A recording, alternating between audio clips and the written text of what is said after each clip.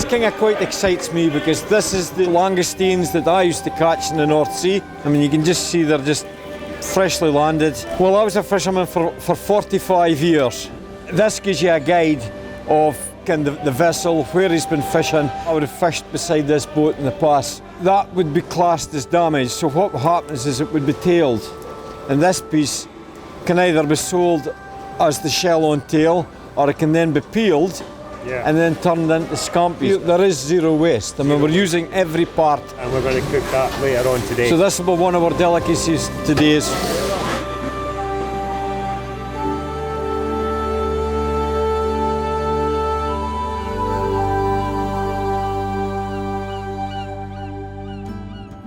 Good afternoon, Jimmy. Thank you very much. Great to see you again. You've brought us some... Well, some lovely langoustine. As you saw on the market this morning, this has now been processed. Fantastic.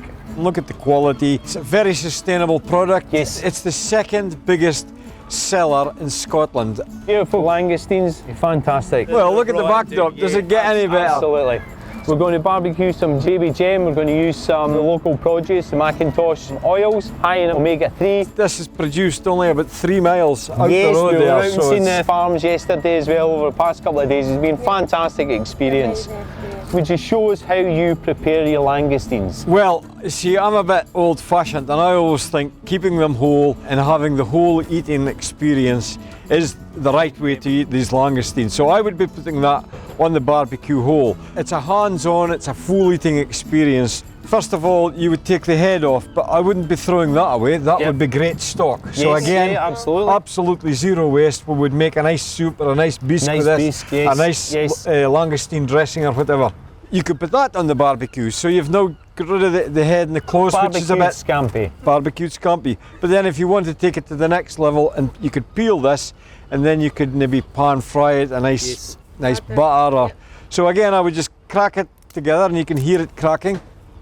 Izabella, here we go. We've got this lovely langoustine here, so we're just going to crack it just by pushing it together. You can hear it cracking, and then I'll just slowly peel it apart. It's quite delicate, and then just kind of slowly peel it off the shell like that. So there you go, beautiful langoustine tail. And that is, of course, if you go into a restaurant, you see scampi. Yeah. This is your scampi. So let's get some of your fine langoustines straight on the barbecue as you would do, Jimmy. One each and one extra. So there you go. And then I would just put that on for 3 or 4 minutes. You'll start to smell a lovely aroma. Right, so they're cooking. But just trying to spread the cooking evenly over both sides. This is going to be a treat. Isabella's going to make a wee salad with us. We'll have some baby gem lettuce here, came from the artisan farmer in the Aberdeen area. So for a dressing, we're going to use lemon rapeseed oil. Yes.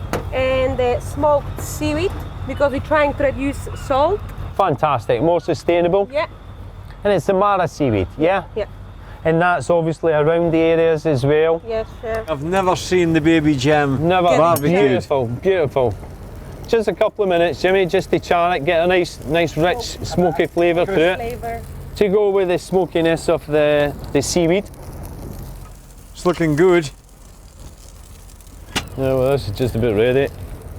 So, shellfish, it is a mussel. Yes. And depending how you lay it onto the hot pan will determine whether it curls up like this or whether it lies straight like that. So again, when it comes to showing the peeled, if you put it in on its back, it'll remain back, but if you put it in belly, it'll just curl up. So that was like at the market this morning when you were lifting up the whole fish, the rigor mortis. It was actually held straight. It was the first time I'd ever seen that, Jimmy. So again, it's all these little things that you learn as you go along, but experience, they smell beautiful, Jimmy, they really do. They're not like a prawn, where a prawn will change colour, or even a lobster. They're already this bright, vibrant orange colour, and they remain so when they're cooked. Oh, look at that. And maybe a touch of pepper. Just ask for a pepper. Yeah, backs down first.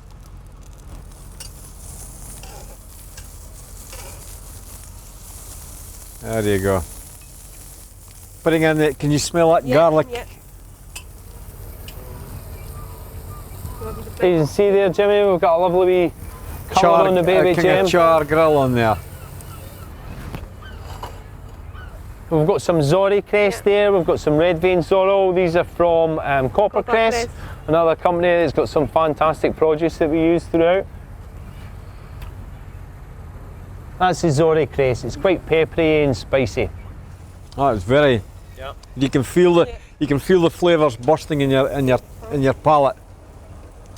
I'm gonna try some of this. That's okay. Have it. Yeah, they look pretty juicy. Oh, that's more than ready. Let's get these fantastic langoustines just resting gently on the baby gem lettuce there.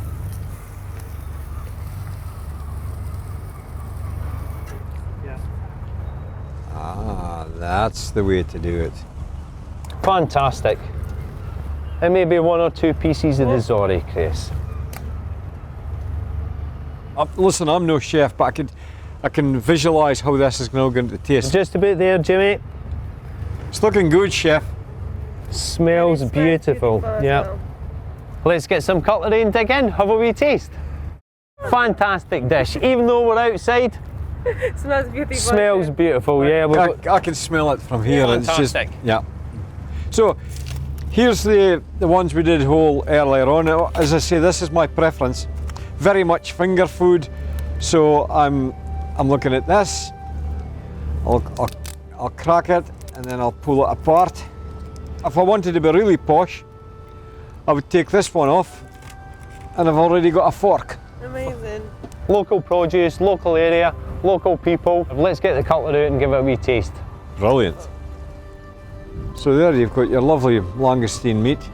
And of course, there's only one thing I can do now. Bon appetit. Beautiful.